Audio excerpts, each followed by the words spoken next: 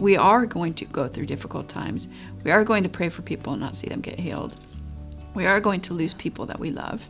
Real life is hard, and real life is painful at times, and real life is so difficult.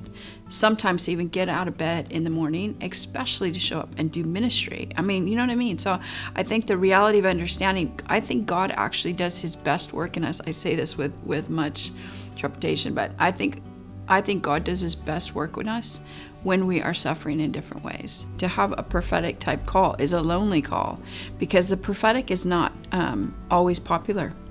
When we think about the prophetic, we think of, oh, I want a word, and I want to, yeah, that's the good side, that's the building up, that's the encouragement, that's the comfort. But the true prophetic of actually really calling things out is the word that actually calls us out of complacency. And so those things are tough, and they're hard to hear. I was out of the country. I was actually at Spring Harvest, and the Lord spoke to me really clear. I felt like the Lord was very clear and said, this is what I want you to do. I want you to hold a celebration. I want you to celebrate what I've done the last 11 years. I want this to be a thing that is honoring everything that the people put their hands to, and that I blessed, and how many people got saved or delivered or came to the Lord or got fed, cared for, whatever. And I want it to be a celebration. And this transition will be a model for leaders where they actually need to learn how to finish well when their assignment is done.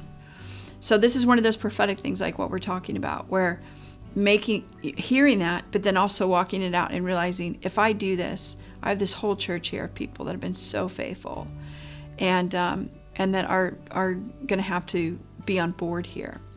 I had to gather all of my leaders, this massive group of people, and I just said, you guys, and I broke down what I said, and everybody there were just tears. I mean, there was all of this, but it was phenomenal. So I'm just going to say, probably never going to be able to walk through something what I saw that night. And what I saw was, as a leader, which you rarely get, is that one after another person just kept going around saying, Christy, this is where I got saved, this is where I got healed, this is where I got delivered. Other people saying, now we know what to do. Like, you've taught us what we're to do. Like, we're fine. This is the Lord. Like, we don't understand it, but we trust you, and we know that this is probably the Lord.